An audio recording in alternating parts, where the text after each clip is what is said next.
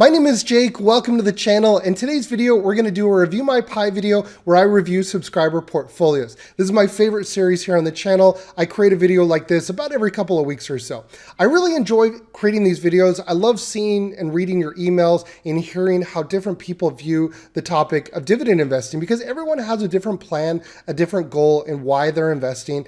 And it's always interesting for me to see different perspectives. So really one of the big goals of creating this series on my channel was I wanted to provide feedback and help those of you that maybe didn't learn about this in school or don't have a relative or somebody that you can talk to about, your portfolio. And another reason was to help you navigate, in building a portfolio so that you don't have to make all of those beginner mistakes that I made when I first started out. Because I'll be honest, I didn't learn about this stuff in school. I took an econ and a finance course in college and, that was pretty much it. But everything else was self-taught through reading books, watching videos, articles, and just being, borderline obsessed with the topic. And I hope that you get value out of these videos because I create them for you. So in today's Review My Pie, we're going to review one question that I got here on Instagram from somebody from Brazil. And then the first portfolio we're going to take a look at is from a 19-year-old here in the US. The second, a 23-year-old from someone in Puerto Rico. And then the third, a 38-year-old from someone in the US. And if you're not familiar with where Puerto Rico is right here. And Brazil, obviously right here. Very, very big country. So yeah, if you take anything away from this video, you now know where Puerto Rico is and Brazil. And so the timestamps will be in the description below, as well as the portfolio links will be in the description below. And as always, everybody, this is not professional financial advice. This is just merely for your entertainment.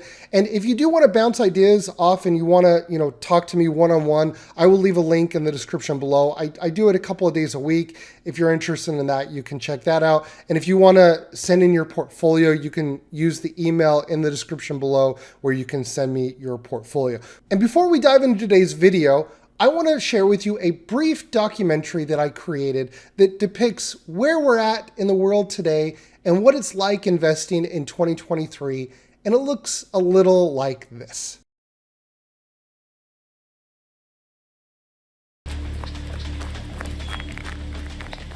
When hunger strikes, the bear will stop at nothing to catch its next meal. For the mountain goats, escaping the grasp of the bear means the difference between life and death. But for the bear, the stakes are equally high.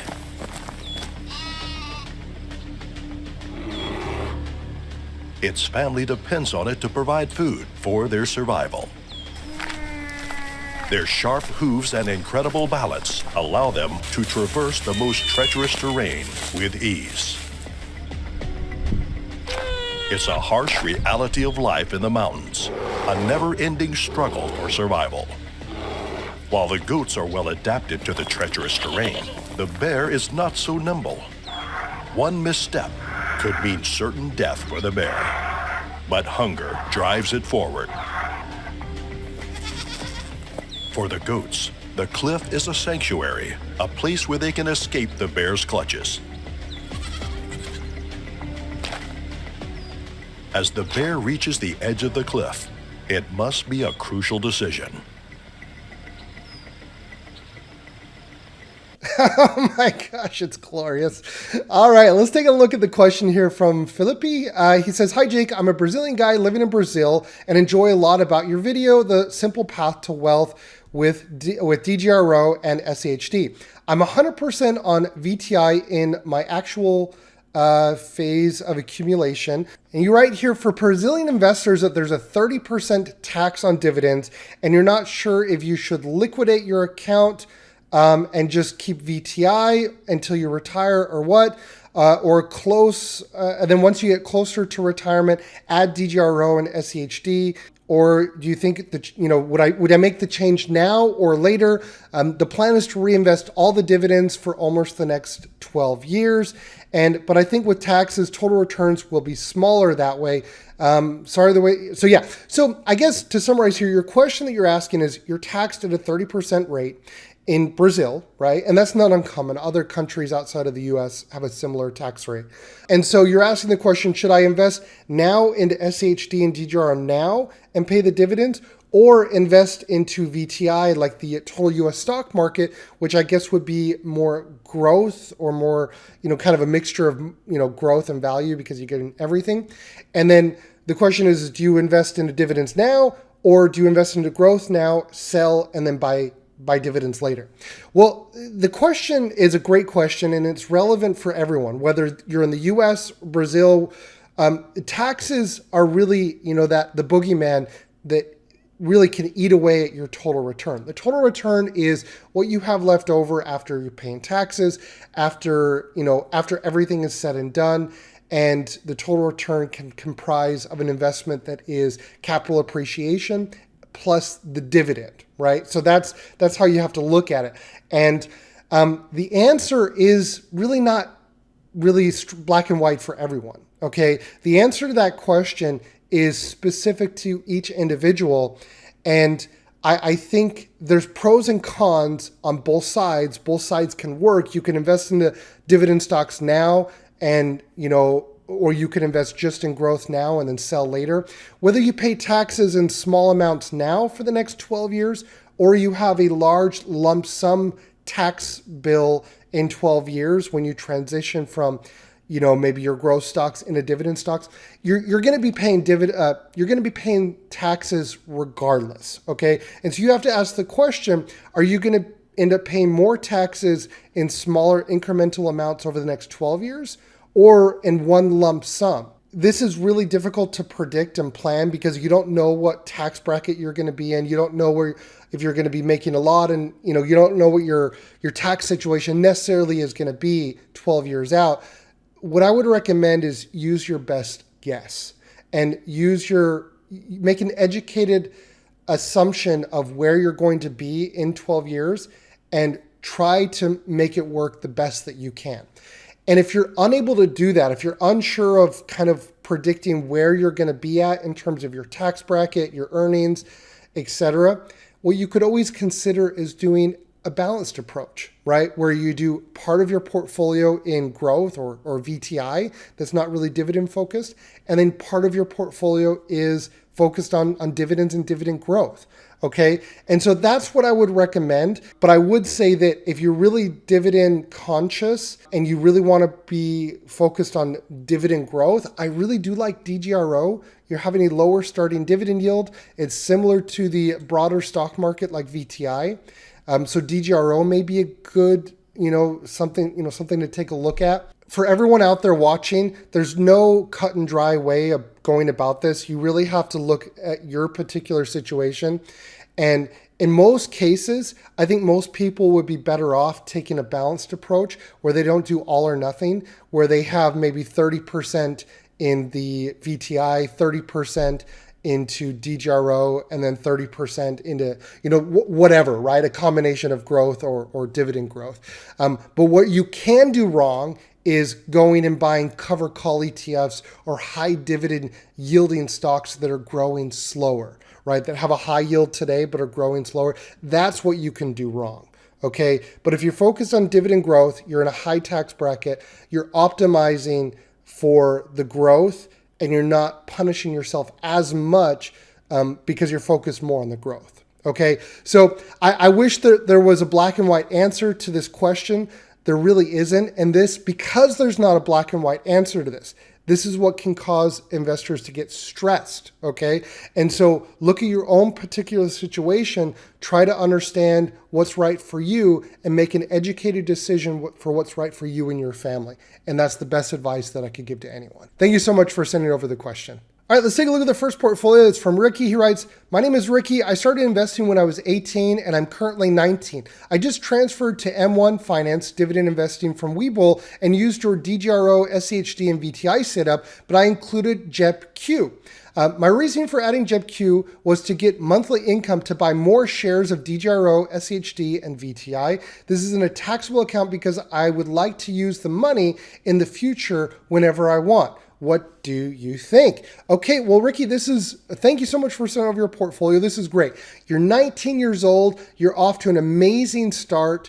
A couple of things. First thing is you want to kind of have a plan of what is your overall overarching goal of this portfolio? When do you plan on using it? If you plan on using it before the age of 59 and a half, okay, that's great. To maybe kind of supplement your income in maybe your 20s or 30s, or maybe to fund a travel or a vacation or something discretionary in your life. I think there's a lot of opportunity here.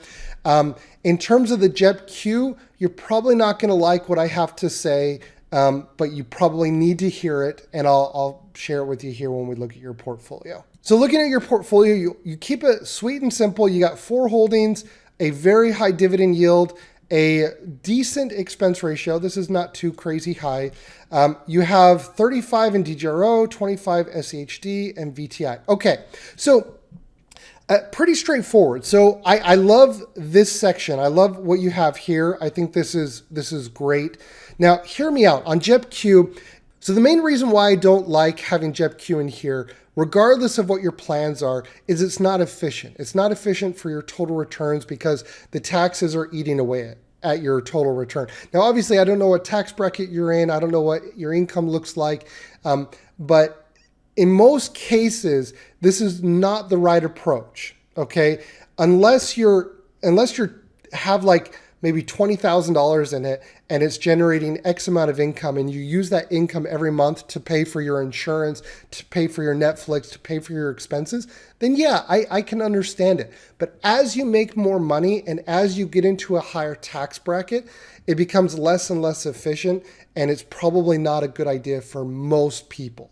And I would say like 99% of people, it's probably not the right approach. And the more you understand about covered calls, they're just for income. Now, if your goal at 19 is all you want is income, well, then you probably don't quite fully understand what you're investing in.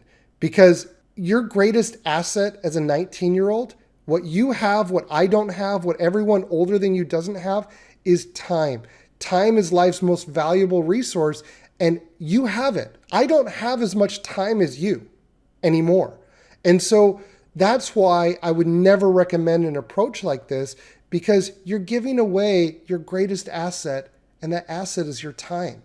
And so that's why, regardless of what you're doing with it, I would say it's a missed opportunity. And Albert Einstein would probably be pretty disappointed if I said anything else other than focused on compounding returns. Even, when you're that young, in my opinion, it's a missed opportunity, and I would recommend against it. Okay.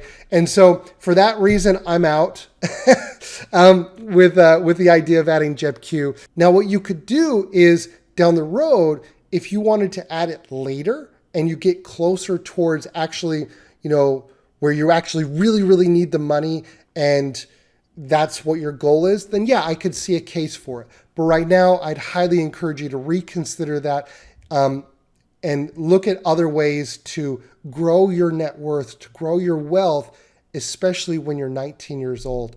And look at educating yourself and understanding how compound interest works. And that's the first part. The next part is, how are you incorporating a Roth IRA into your strategy? So one of the best things that you can do is start investing into a tax-sheltered account like a Roth IRA, which is going to grow and compound tax-free. So I hope that helps. I think the rest of it, absolutely love it. But this part, for those reasons, I definitely reconsider it. Thank you so much for sending over your portfolio. All right, the next portfolio is from Javi. Writes, "Hey Jake, love your content. Please continue to upload more quality." Thank you so much, man. I appreciate you saying that. I'm 23 from Puerto Rico with annual income of give or take $10,000, and I started investing last year in 2022, made some mistakes and decided to not be frivolous with my buys, and this is what I've currently ended up with. However, my income may be halved since I want to go back to college to attain a bachelor's in accounting. Even though my income may go down, I'll still try to dollar cost average $100 monthly. So you have a taxable account and a Roth account. My main goal is to now get 100 shares of SCHD and to continue to dollar cost average into DGRO in your taxable account. Although my income is low, I've been very blessed with a supportive family, which has given me the opportunity of indulging on my dividend growth addiction. That's awesome, man. The questions I have are more so if the US dollar imploded, what would happen to the stock market and companies? I'm assuming that we have no contingencies for such an event, or would we go back to the gold standard or maybe some other commodity? P.S. Waiting on the dividend growth investing Discord server. All right, man. Well, hey, thank you so much for the email. Thank you so much for sending over your portfolio.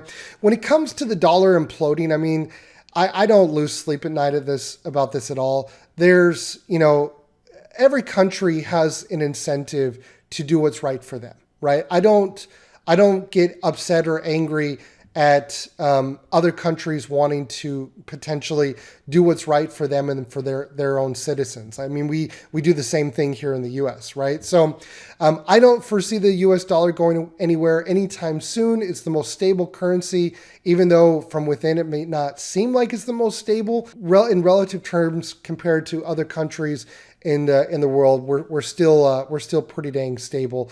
Though, I don't want to get into the politics or anything. That's not what I talk about here on my channel. But I think I don't personally see the US dollar going anywhere anytime soon, especially not imploding. If the US dollar is imploding, we got more issues on our hands than investing in the stock market. So that's just kind of my opinion there. In our lifetimes, I don't see, and it's just my opinion, I don't see anything like that ever happening. But, I could be wrong. When it comes to your goals here, I think this is great. You're very young. You're 23 years old. You wanting to go and give yourself an opportunity to increase your earning potential. It's one of the very best things that you can do at a young age. It's investing in yourself. I love to see this. I think this is great. Okay, so let's take a look at your portfolio. So I think this is a screenshot of your account. And so I'm going to try to take a look at it and see the best that I can. So you have a couple of individual holdings in here. You got Intel and you got Realty Income. Intel just cut its dividend by like 60%. So that's unfortunate. That's one of the big reasons why I say to never have more than 5% into one individual holding. I mean, imagine you had like a quarter of your net worth in Intel and then overnight they cut their dividend by 60%. It's just not worth it. As great as a company as it is, or it was, or it will be, it's not worth it in my opinion. You got SHD and you got SHY. This is great. So this is in your Roth IRA, which is good. So you got your REITs in here. So you're protecting yourself from the taxes. We talked a lot about taxes in today's video. Okay, I like that. I guess the question would be, Realty Income, this is a lot of exposure to one individual company. As great of a company as it is, I would recommend trying to see how you can diversify as you add more money to your Roth. See if you can get away from having so much exposure to one individual company. I love seeing SHD and SHY in here, seeing if you could add more into here. And maybe what you could do is you could get away from Realty Income and you could add VNQ. VNQ is the real estate REIT ETF from Vanguard. That would make a great addition, in my opinion, if you wanted to get away from having such high exposure to one REIT. So yeah, I like that. I think that's fine. You may even want to throw in, right, like a VTI in here at 10 or 20%, because you don't know what's going to happen over the next, 40 or 35 years. So it might make sense to add a little bit more broad exposure to the overall market, because with SEHD, you're only getting exposure to 100 companies. There's thousands of companies in the US, and you can't pick the winners. So you may want to, in bull markets, you may want to get a little bit more growth exposure, and maybe you can get that through VTI, just as an example. Next, let's take a look at your taxable account. Your taxable account, you just have DGRO, the simple path to wealth, man. I love it. So I really like DGRO here. I think, considering to add SEHD here as well would be completely fine. And what you do is every month you just add a small amount to these ETFs. And you know what you do? You do that and then you enjoy your life. You go and you learn about accounting and nerd out on that, and you watch your favorite movies on the weekend. Go and have fun and enjoy your life, and don't let investing consume your life. And that's the cool thing and the most beautiful thing about the simple path to wealth is you're setting yourself and your family up for generations to come. And I think it's the most amazing thing. So keeping it simple, I love it. The biggest threat that I see for you and for anybody out there with a similar approach is your own emotions. Continuing to educate yourself and understanding what you're getting when you invest into DGRO with SHD and VTI. Understand how these indexes work. And if you continue to dollar cost average, you are going to be pleasantly surprised as you see your net worth and your total returns continue to grow year over year. So I'm really excited for you. Thank you so much for sending over your portfolio. All right, let's take a look at the last portfolio. He writes here, I've been investing into my M1 now for a few years. When people during Rona were learning to bake bread, I was focused on making bread. I like that. I'm 38 and want to retire by 60 to 65 if at all possible. I also contribute $100 a week into this portfolio and love M1, but get my highs when I update my spreadsheets on the first of every month. I'm looking to cut back a bit from the 48 holdings that I have and focus more on 25 to 30. So I'm looking to find roughly 20 to cut out of M1.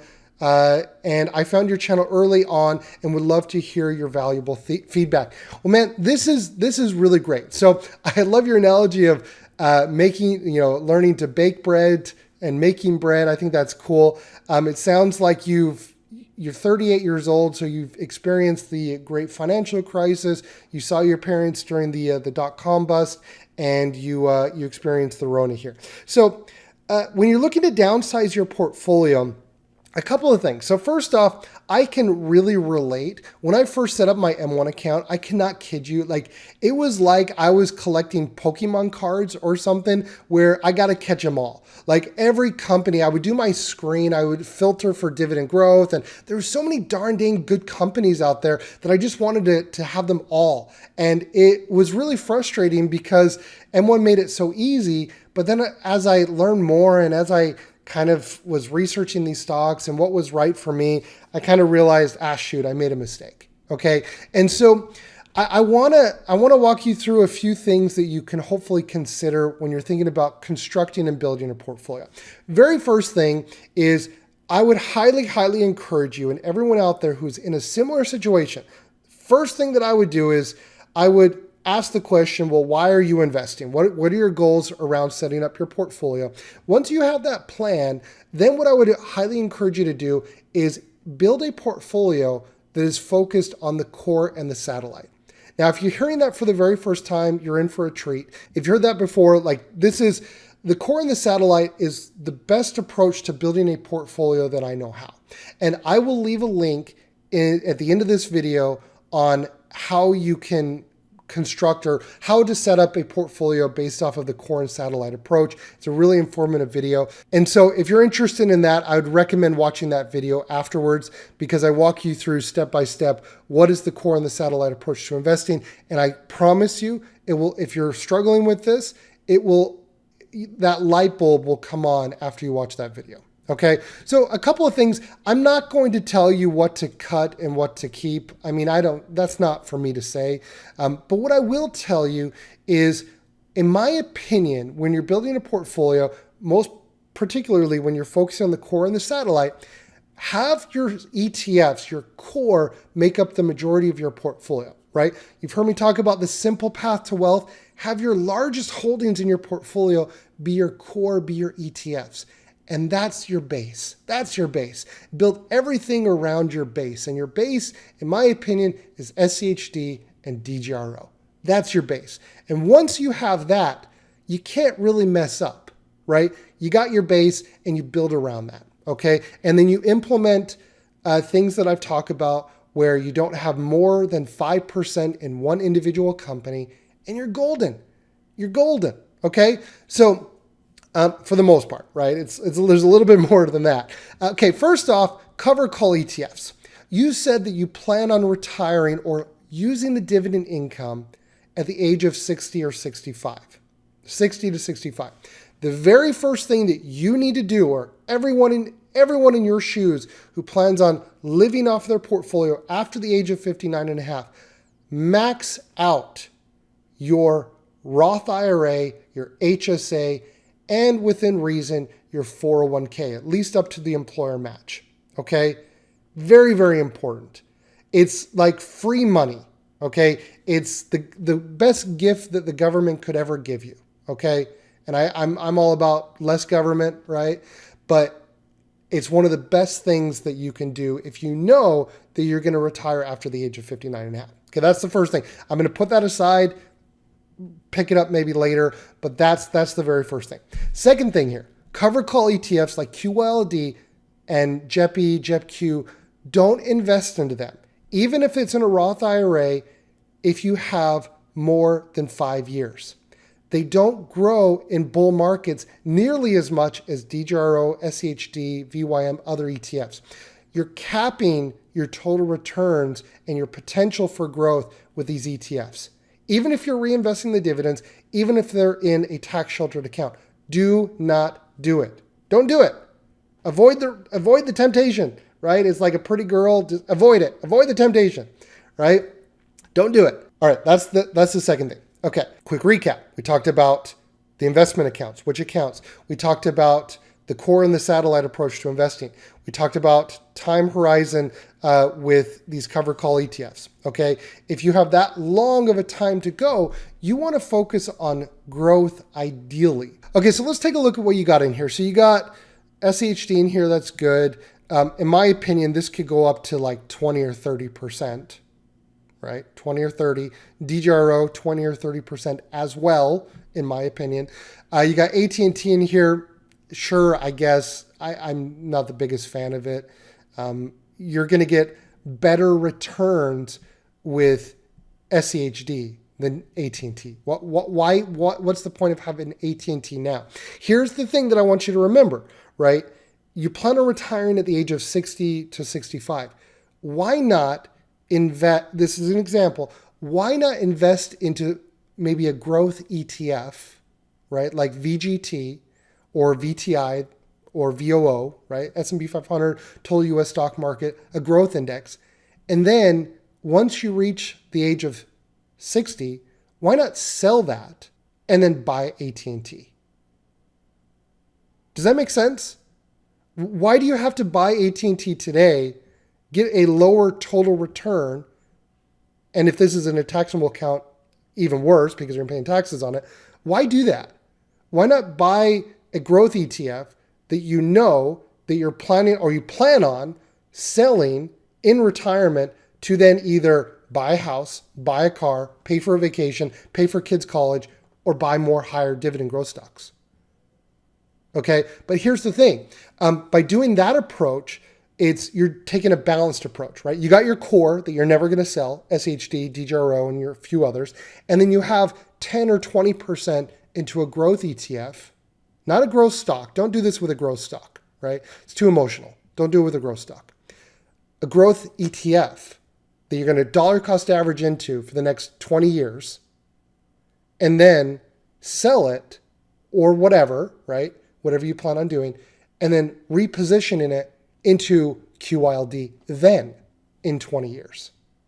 Because what you have to understand is QYLD, yeah, it's got a cool dividend. AT&T got a cool dividend. But the total return over the next 20 years is going to vastly underperform a growth index in almost every case. Really what I'm trying to do is I'm trying to get you to think about things in a different way, get a different perspective so that you can make the right decision for you, whether it's this way or the way that I was, suggesting or talking about. So, but those are the things that you can think about, right? And same thing here with like, you got AGNC in here, really some high dividend companies in here, JEPI in here. You don't need the dividend today, right? What you need is you want to invest into something that's going to give you the highest rate of return, and you want to look for companies that are going to do that for you. And once again, the dividend is just part of the total return. Okay, so some really great companies in here, but I would definitely, and I like the fact that you don't have them at very, very high percentages, but I would definitely take a look and kind of rethink how you have this set up. Let's take a look at the next slide in here. You got Omega Healthcare, okay, Ultra, really, really high dividends. I bet you got like an average dividend yield of like 5% in here. More income, Nusi, more income, Gladstone, more income.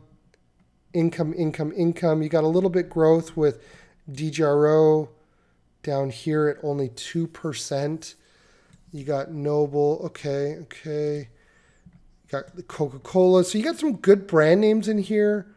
Good. Waste Management, good. Okay, so here you're going into your portfolio dashboard. Over 6%. This is really, really high. And especially if this is in a taxable account, man, this is probably not the right approach, especially if this is in a taxable account. You have, the one thing that I will say, what I really, really like is you don't have more than like 3 or 4% in an individual company. So I really, really like that. I wish that I could know if this was in a taxable or a tax sheltered account. If this is in a taxable account, this is not the way to go. You hear a lot of people bash and talk poorly about dividend investing and all the things that are wrong with dividend investing. This is a reason why they talk bad about dividend investing, because this is not efficient, especially if it's in a taxable account. Okay, so I would look at seeing if you can get your dividend yield down, get your growth rate higher, and see if you can optimize that. Okay, so a quick summary, once again, understanding which account type that you're in, understanding the core and the satellite approach, understanding the dividend growth rates based off of your time horizon, right? Eliminating those cover call ETFs. You don't need them. They're inefficient for your time horizon, and understanding how you can optimize that for what your goals are and your time horizon. So that's really the feedback that I give you. Once again, I like that you're diversifying it. You don't have it overweighted in one individual company or really into one industry. So I do like that. And also lastly, seeing if you can bump up your exposure to your ETFs and lower your exposure to those high inefficient, high dividend yielding companies that you could always add later. Thank you so much for sending over your portfolio. And everybody, thank you so much for watching. I hope that this video was helpful. I hope that you learned something new, and I'll catch everybody in next week's video. Please subscribe. Please subscribe. You know what?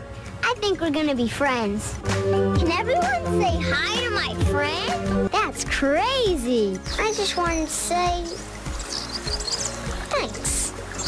I'm glad you came along, partner.